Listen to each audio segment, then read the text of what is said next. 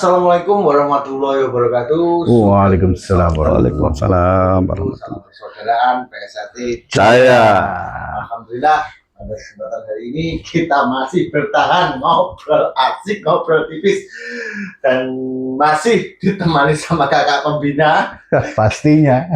Kang Mas Nano dan pastinya tuan rumah Bos Siap. Edi, Kang Mas Edi Sarung. Siap. Mas Edi, mohon maaf. G. Nah, karena kita saking asiknya kemarin Mas, kan Ya. kita masih penasaran gitu. Betul Mas Yo. Akan menjadi sebuah nanti sebuah agenda story buat Ya. kita nextnya. Kalau nggak diginikan, nggak kita dokumentasikan, nanti hilang ditelan waktu. Benar sekali. Nah ya, terima kasih Mas Nano masih setia sama siap. kita. Ngobrol-ngobrol. Iya. Karena gini Mas Edi ya, ini Siap. kesempatan luar biasa ini. Siap, benar. Betul sekali. Karena kita kan dari kemarin kan kita penasaran, dan ternyata semakin kesini kan semakin Asik. semakin dalam, Semakin dalam, semakin misterinya luar biasa. gitu. Jadi kita ingin berbagi dengan dulur-dulur cerita. Nah, langsung saja Mas Edi nih sama Mas Nano. Siap. Kemarin Mas Nano, beliaunya kan cerita banyak tentang seringnya ke Madiun, silaturahim ke Madiun, banyak amanah dan tugas dari almarhum Mas Maji, dan juga dari Mas Wiono, Kang Mas Wiono gitu. Kita sangat tahu lah, dulu PSHT itu sangat tahu kalau ada Mas Maji pasti ada Mas Wi. Ibaratnya kalau the twin brother. Ya. Nah itu. Nah Mas Nano, ngapunten dulunya.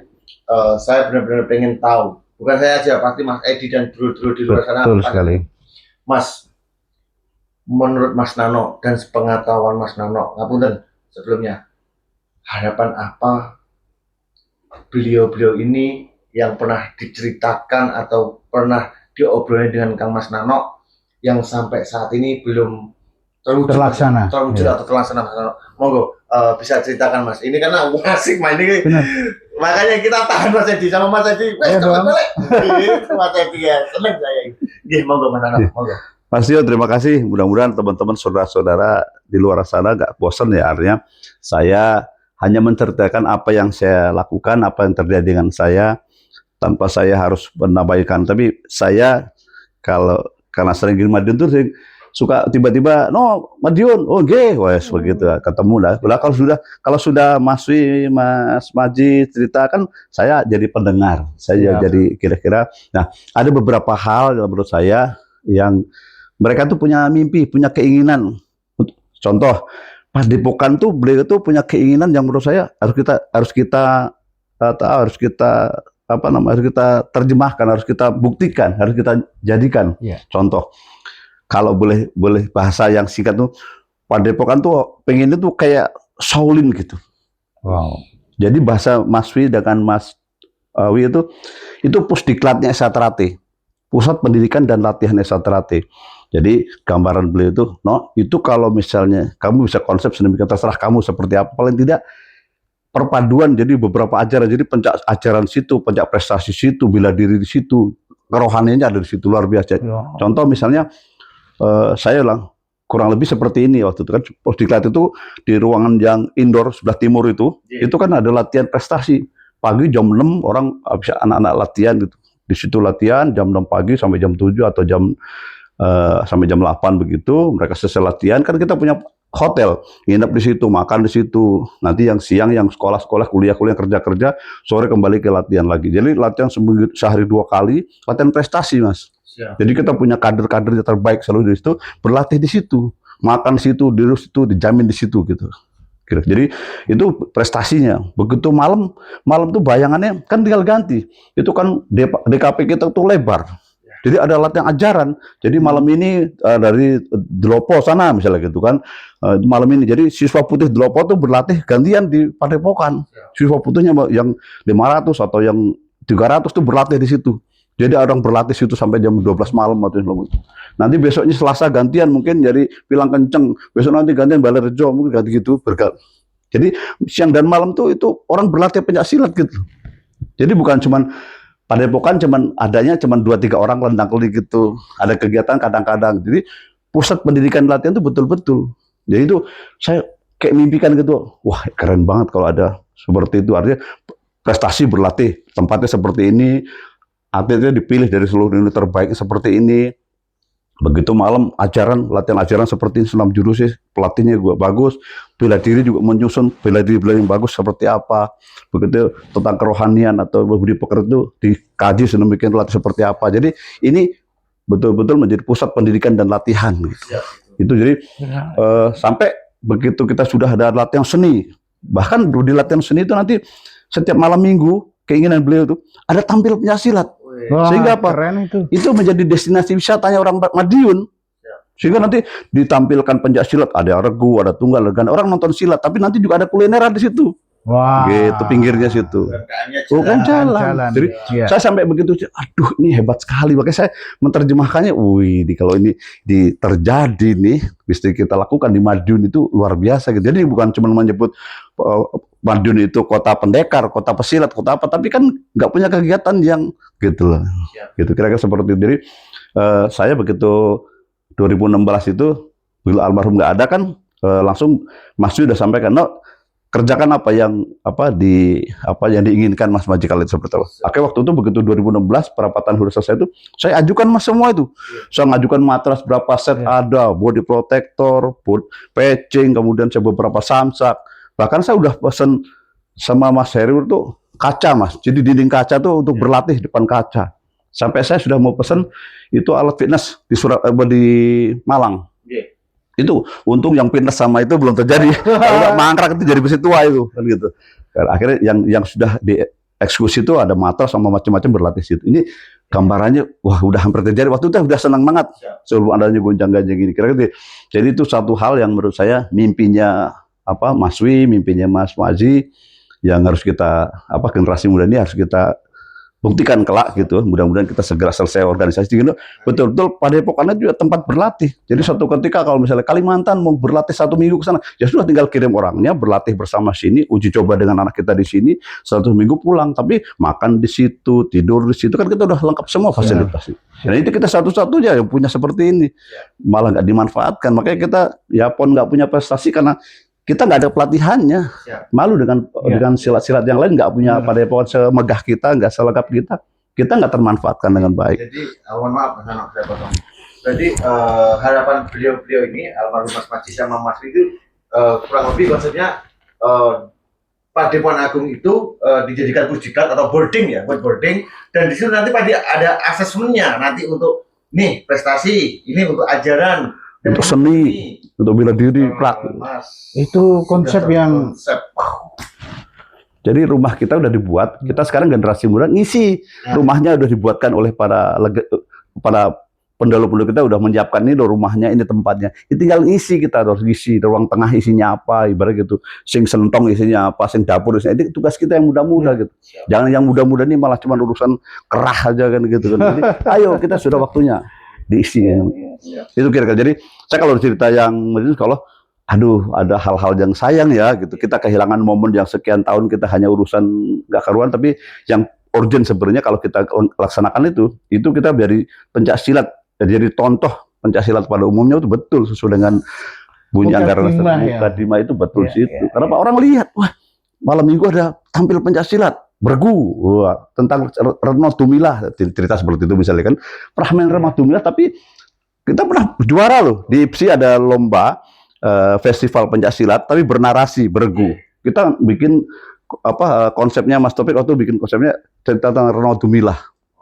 Itu kita juara umum, karena cerita terbaik, pemain terbaik, ada koreonya berarti. Keren, koreografinya. Jadi kan banyak cerita-cerita yang bisa diangkat, jadi sehingga Madiun sebagai kota pendekar tuh punya destinasi pencak silat khusus. Biar orang nonton silat tuh ke situ gitu. Oh ada ganda, ada tunggal, ada regu, ada kira-kira gitu. Jadi ya keinginan beliau itu, aduh saya tuh kadang kalau lah dengarkan mereka apa saling cerita begini-gini kan saya cuma pendengar. Saya kan anak kecil waktu itu berarti mendengarkan. Wah, ini kalau bisa kita eksekusi bener. gitu kan, seperti Aduh, apa luar gitu. biasa ini Kira-kira pasti. gitu.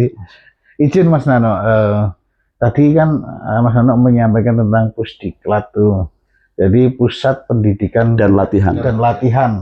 Eh, dalam itu kan pasti ada standarisasinya ya Mas ya. Dalam kepelatihan itu. Kira-kira standarisasinya seperti Ya, apa? itu sampai beliau sudah jauh hari, artinya menyusun. Jadi kalau nanti Pusdiklatnya berjalan, otomatis kan yang melatih ajaran itu ada standarnya, ada pelatih. Jadi pelatih itu ada pelatih muda, madya, utama. Siapa yang boleh jadi pelatih utama itu seperti apa, penguasaan materi seperti apa. Jadi diuji lah gitu, jangan pelatih utama tapi nggak hafal jurus kan sakit kepala ibaratnya gitu. Jadi betul-betul dicari kader terbaik yang hafal secara jurus, kemudian kalau penguasaan materinya, cara membelajarnya, penguasaan fungsi dan makna pada jurus itu dia betul-betul tahu. Nah, baru nih pelatih utama. Nanti dia punya pelatih madya berarti tingkatnya provinsi. Pelatih muda berarti ada apa pelatih utama, madya, muda. Madya itu tingkat provinsi. Kalau yang muda itu tingkat cabang. Kan keren banget itu Mas. Benar. Sehingga standar. Jadi sistem ajar kita tuh standar. Gitu. Jadi itu untuk yang ajaran begitu. Prestasi juga gitu ngikutin. Ada pelatih yang utama, madya, muda gitu kan. Kalau yang utama ya dia pernah berkiprah di internasional. Pelatih PON, pelatih SEA Games, kejuaraan dunia, Asian Games apa. Nah, itu utama. Ada beberapa, kan pasti banyak kita saudara-saudara kita banyak. Dulu kita punya legend ada Mas Sipit, ada Mas Edi SP, kan itu orang-orang dulu pernah jadi pelatih di tingkat internasional. Nanti di belakang ini banyak. Kemudian untuk yang bela diri praktis begitu juga. Jadi membuat ini bela diri praktis untuk TNI Polri, ada Mas bentuknya gitu loh. Itu untuk umum ada gitu loh. Jadi ada Mas ya. kita udah itu kan tinggal kita gabungkan kembali, kita rangkai. Jadi kalau misalnya untuk bela diri untuk yang untuk pengawal artis, bodyguard kan ada bela dirinya segala macam itu kita ada. Jadi bentuk bela diri itu sampai bela diri kan kita bagi dua nih Mas. Bela diri itu nanti ada yang amatir, ada profesional. Yang profesional contohnya Mas Wardi. Bisa masuk MMA, bisa boxing, bisa macam itu kan bela diri praktis yang udah profesional gitu. Nanti yang amatir tadi bisa untuk security, untuk TNI Polri, untuk umum, selebriti, macam-macam itu. Jadi, kalau itu kita tata dengan baik. Jadi kita jangan mikirin cuma senam jurus. Senam jurus itu ajaran, basicnya kita bela diri tata. Macam-macam nih bentuknya. Kemudian ngomongin prestasi tata. Mulai dari anak-anak, SD, SMP, SMA, perguruan tingginya, sampai nanti yang umumnya. Kalau kita nggak tata begini, kita putus. Banyak latihan anak-anak, begitu SMP, SMA putus. Begitu SMA selesai, kuliah hilang semua. Begitu dewasa kita nggak punya atlet karena nggak jalan ke sana. Nah ini karena jadi Mas, tentang standarisasi itu mereka sudah pikirkan. Jadi standarisasi pelatih itu dari mulai cabang, ranting gitu seperti apa. Nanti bakal udah bagus di tingkat cabang berarti yang paling bagus tingkat muda. Nanti latihan lulus dari tingkat madya, baru nanti tingkat utama. Nah, jadi kalau penataran pelatih yang latih ya ini orang-orang ini gitu. Benar. Jadi secara kemampuan yang sudah tersertifikasi dengan jadi, kemampuannya tadi ya. Kan tidak bahasa kita kan semua warga boleh ngelatih. Akhirnya begini kalau semua warga pelatih, nggak punya basic kepelatihan, nggak pernah ngajar apa, ngelatih. Akhirnya tendang pukul yang orang ditendang cacat, tendang mati, tendang patah-patah karena nggak punya basic sertifikasi pelatih. Gitu kira-kira. Jadi standarisasi mereka udah pikirkan. Jadi saya dengar tuh, aduh ini sebenarnya udah diomongin sama pendahulu-pendahulu kita. Cuman kita nggak bisa menerjemahkan aja atau nggak melaksanakan aja nih. Iya. Tentunya tadi standarisasi pelatih sudah Mas Nano jelaskan. Tentunya harus ada dong standarisasi materi. Betul Mas. Jadi itu nyambung terus Mas. Jadi beliau itu sampai bilang, kayak lemdiklatnya kita atau pusdiklatnya kita tuh sudah berpikir bagaimana jurus itu harus kita baca. Kalau masih bilang kan fungsi jurus itu kan segala macam-macam itu. Jurus sebagai bela diri, jurus sebagai pembentukan karakter. Tapi kan orang banyak nggak tahu. Wah, ini jurus sebagai pembentukan karakter kan cuma ngomong kita tuh membentuk karakter bangsa Indonesia pemuda begini. Tapi mana? Kita nggak tahu. Ternyata jurus 1 sampai 4D. Itu kan dijelaskan oleh Mas Pi. Karakter yang dibangun adalah berani ulet. Kenapa berani? Bayangin aja Mas, dari pasangan ditendang sikut, ditendang tangkis, ditendang tangkis, ditendang tangkis. Jadi memang dia disiapkan untuk dia berani Mas. Iya. Ditendang tuh nggak kabur dia. Jadi Polos itu betul-betul dididik masuk Estrategia itu saringan pertamanya Polos ke Jambon. Itu didik menjadi berani dan ulet. Iya. Karakter yang dibangun itu harusnya yang diajarkan kepada adik-adik kita. Setelah hafal dikasih tahu dipasangkan A dengan B. Kalau yang terlambat, oh saya salah, berarti saya kurang cepat, saya kurang tangkisannya kurang bagus segala macam itu. Jadi memang ini latihan jurusnya seperti itu. Jadi materi itu ditata, Mas. Jadi nanti begitu 5 sampai 8 itu cerdik. Jadi kalau ada tendangan sudah bisa menghindar. Wow. Dan segala macam. Jadi cerdik. Itu dari 36 jurus itu punya karakter semua, Mas. Bukan asal-asalan. Bukan asal-asalan. Ya. Bukan sekedar filosofinya apa. ada itu, karakternya ada gitu ya. Saya baru tahu dengar ini. Banyak belum tahu mungkin ya. Saya belum tahu ngakui. Padahal Mas Wi di mana-mana kan cerita nyampaikan ini. Tapi kan nggak tanggap. Harusnya dikumpulkan para pelatih-pelatih itu dikasih tahu. Oh jurus 1 tuh fungsinya seperti ini, jurus 2 begini, 3 begini, 4 begini. Oh ini jurus karakter yang dibangun adalah berani dan ulet. 5 tuh nyerong begini, berarti dia cerdik. Kalau yang Polos ke Jambon kan nggak boleh menghindar, maju. Tendang, maju. Iya, berani. Makanya merotol tuh paling banyak ya Polos ke Jambon. Kalau sudah hijau kan udah cerdik dia, udah menghindar baru menyerang segala macam. Itu indah. Jadi karakter yang dibangun tuh gak cuma bela diri, ini nyolok pukul tendang, bukan. Karakter yang dibangun. Nah ini maksud saya. Ya ini harusnya menjadi pembelajaran buat kita semua. Jadi pelatih utama, Majam itu tadi kenyang dengan itu, sehingga nanti pelatih-pelatih cabang itu ya melek. Oh Pencaksilat sebagai bela diri itu seperti ini. Pencaksilat sebagai pembentukan karakter itu seperti ini. Pencaksilat sebagai pandangan hidup atau tuntunan hidup itu seperti apa. Banyak lah fungsi itu. Jadi jurus itu bukan sekedar kayak begitu. Ini kira jadi tentang Litbang itu harus berpikir bagaimana mengemas latihan ajaran. Prestasi juga begitu berlomba. Sekarang misalnya udah peraturan baru seperti ini, kita harus dikaji bagaimana mengantisipasi peraturan baru ini seperti apa supaya kita harus begitu, nggak eker-ekeran. Gimana kalau kita mikirin itu, kita dari sana nggak boleh bertanding, di kat sana nggak boleh bertanding, kabupaten sana dilarang sini, ini kan jadi runyam prestasi. Belum tadi ngomong bela diri tadi, belum keesaannya kerohaniannya tadi coba itu. Jadi nanti kerohanian dengan jurus itu ini memang pasangannya, ini alat, toolsnya jurus. Untuk membentuk karakter orang tuh toolsnya jurus, gitu. Alatnya jurus. Nah ini kan harus dijelaskan. Yang bisa jelaskan Mas Wi dan majalah Jar yang lain kan begitu. Jadi kira-kira jadi keren Mas. Jadi saya, aduh ini kenapa hilang momen seperti ini? Saya gitu. baru tahu ternyata setiap jurus itu gerakan ini 1 sampai sekian sampai 4, 5 kan punya filosofi arti gerakan itu baru kali ini Mas gitu. Oh bisa aja Mas. Iya, serius Mas. Kita kan bisa kayak cuma sejarah, udah kita aja udah selesai. Ini ternyata ada pengembangannya lagi gitu. Berarti asik memang, betul. Iya, ngapunten Mas Edi, Mas Ono. Berarti kan yang dikatakan Mas dulu setiap kita pengesahan, ini ada langkah baru sebagai warga ternyata benar maknanya ini. Masih banyak yang perlu kita kupas. Saya baru tahu ini. Benar sekali. Luar biasa ini. Ya, karena kan pada saat kita Polos ke Jambon sampai ke hijau putih itu kan hanya kerangkanya saja jadi alat. Ini jurusnya seperti ini ya. Nanti begitu warga harus kumpul lagi silaturahmi anjang sana baru bicara tuh. Oh, tanya Mas Wi, ini kalau jurusnya seperti apa? Mas Edi Asmanto kalau ini seperti apa? Atau Mas Top kan pasti punya. Karena itu menjadi lakunya pada kakak-kakak kita itu. Jadi jelasin itu sebenarnya pola hidup mereka. Jadi oh, kalau dia birokrat ternyata berpikirnya pakai jurus seperti ini. Kalau di pengusaha cara berlaku seperti ini. Beda-beda loh Mas. Sama-sama jurus 1 sampai jurus 4 tapi cara melakukannya keyakinannya itu berbeda-beda. Saya tidak ngeh. Soalnya Mas Nano di belakang tadi sebelum kita podcast ada menyampaikan kalau pencaksilat adalah sebagai bela diri gitu kan. Sebagai karakter. Apa ini maksudnya gitu Mas. Ada sebagai simbol. Terus kalau nggak salah Mas Nano tadi filosofi Mas ya, filosofi dan yang terakhir kalau nggak salah religius Mas ya. Nah itu Mas Nano tadi, wah ini asik nih, apa ini kan gitu. Itu tapi saya nggak berani ngomong gitu. Ya tadi itu wilayahnya Mas Wi yang ngomong seperti itulah. Kasih dong Mas. Ya, kalau saya udah itu saya yang siap, karena itu kan apa namanya mengenang. Jadi kalau sudah mereka duduk berdua itu akhirnya banyak hal yang saya tangkap gitu ya. Ternyata begini ya gitu. Aduh Mas jadi datang ke Madiun ngobrol dengan orang tersebut tuh ngangen nih gitu loh. Jadi ngangen nih. Jadi kalau sudah nanti pergi makan pecel, apa yang diomongin, nanti pergi makan jatah bakar, diomongin apa, gitu. Jadi ya kakak kita tuh betul-betul ngebimbing kita gitu lah. Siap. Tapi dengan cara kita nanya, Mas. Siap. Kalau nggak ditanya nggak keluar.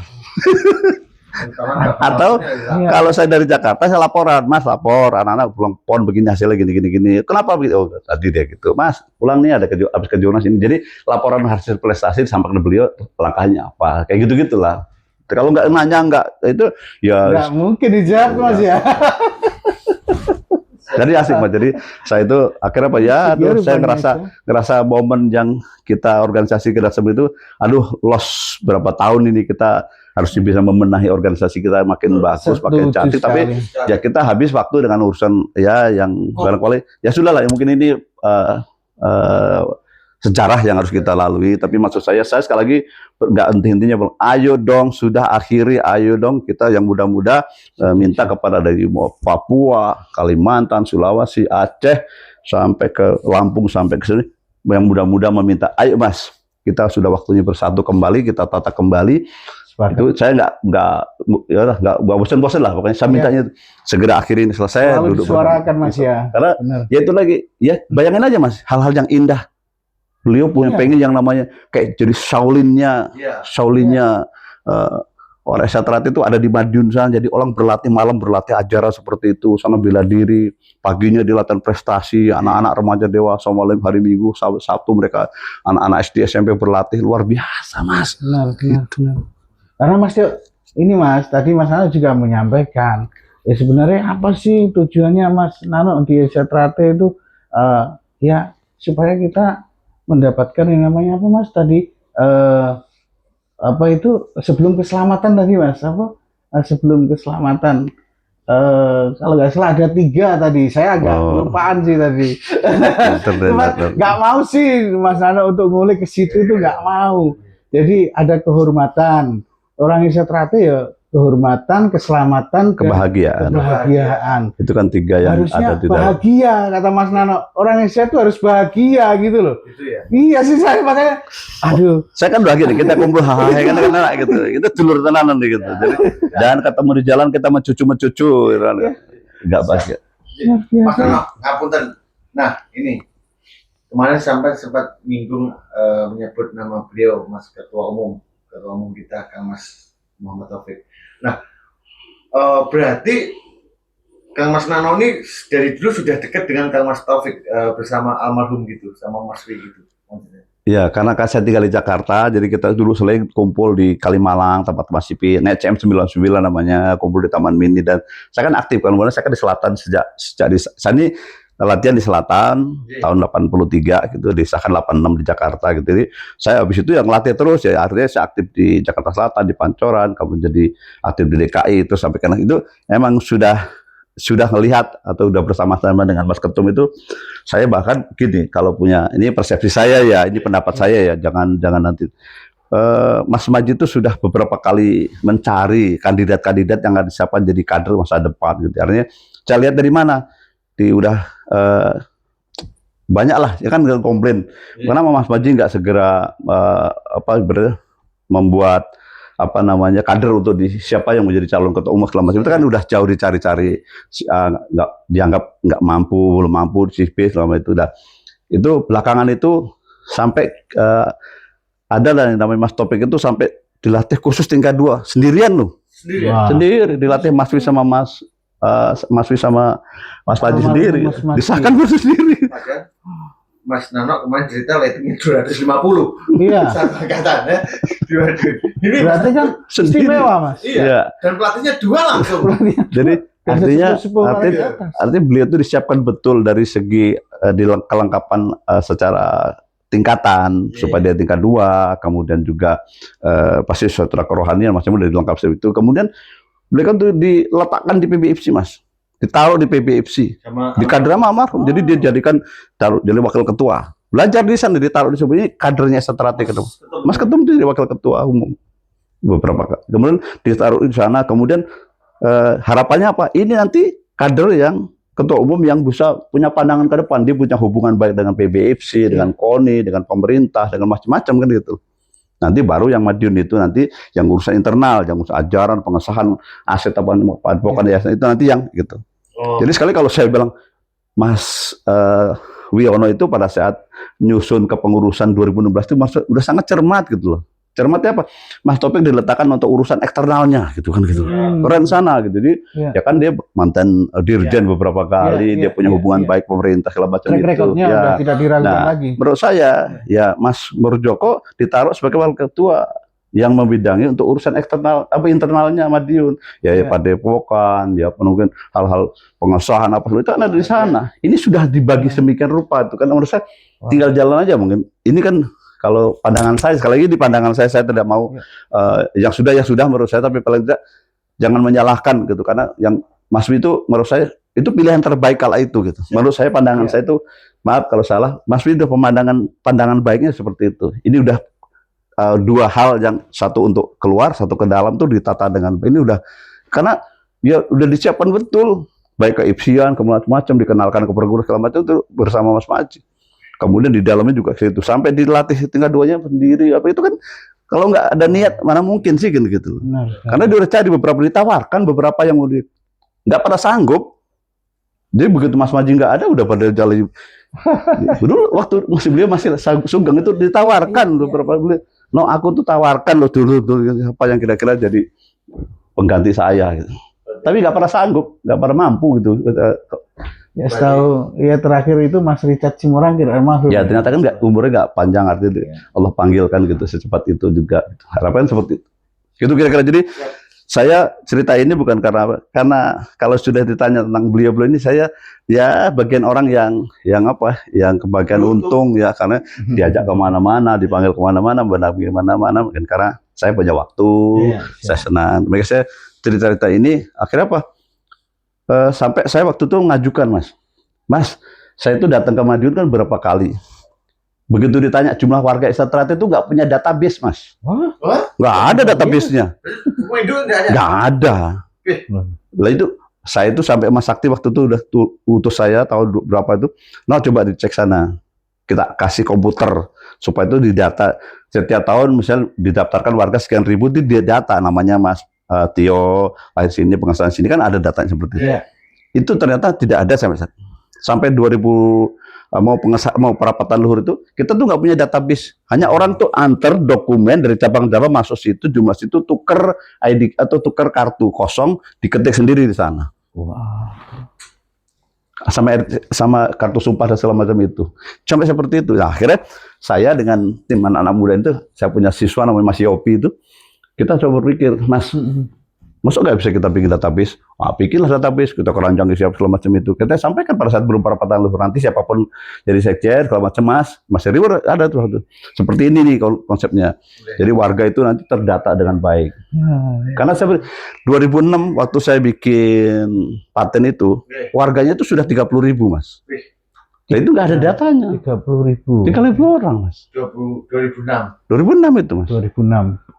Nah itu datanya nggak ada. Dan yang bikin miris itu, Mas, itu tidak semua bayar, Mas.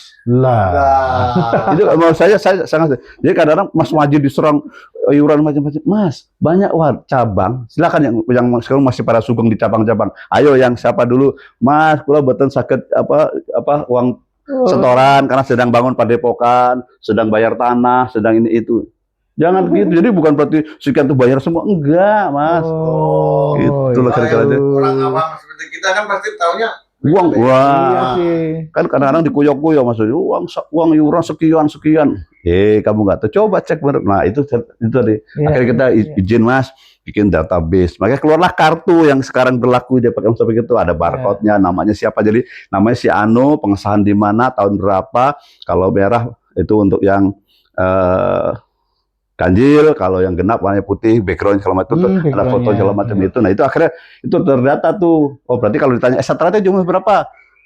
2 juta, 3 juta. Buktinya ada, Mas. Nah sekarang kan ngabul. Esatrate jumlahnya 15 juta. Dari mana 15 juta gitu? Dari mana 10 juta? Dari mana 1 juta kan?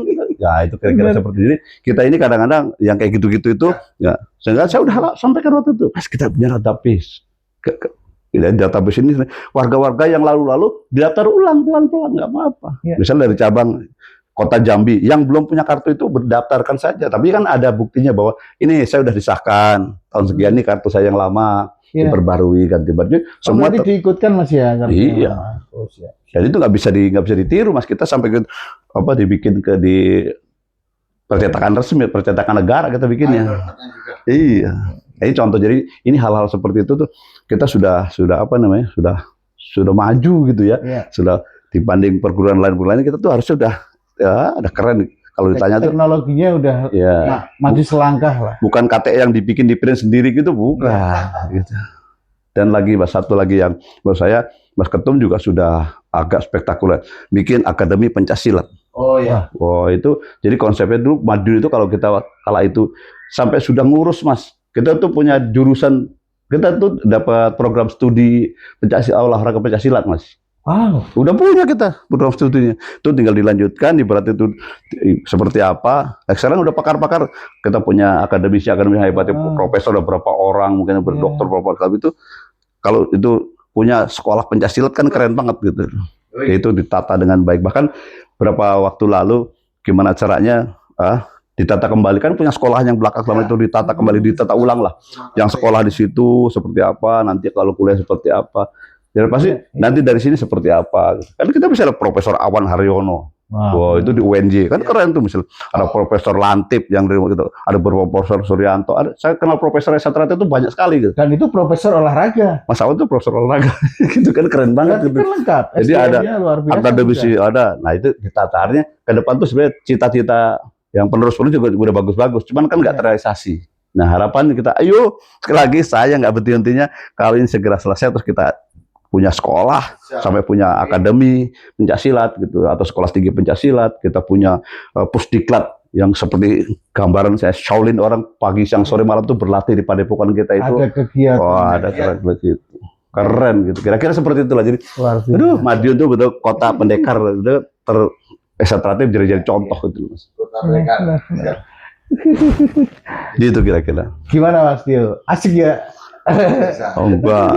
Saya ya cuma bisa cerita begitu, tapi itu betul-betul saya berhadapan dengan beliau dulu seperti apa, keinginan seperti apa, walaupun kita ya nggak tahu nanti mungkin yang saya dengar ini nanti generasi yang selanjutnya yang bisa menerjemahkan ini, melaksanakan ini, kita udah nggak ada, nanti dilanjutkan lagi kan terjadi. Jadi cita-cita itu jangan putus, bahwa beliau pengen seperti itu, fungsinya Padepokan Agung seperti ini, Padepokan Luhur yang di bekas rumahnya Pak Harsono itu jadi apa seperti itu kan, jadi ada fungsinya masing-masing. Jadi kalau ngomongin ilmu tinggi mungkin di sana gitu kan gitu, ngomongin yang agung seperti ini kan keren banget.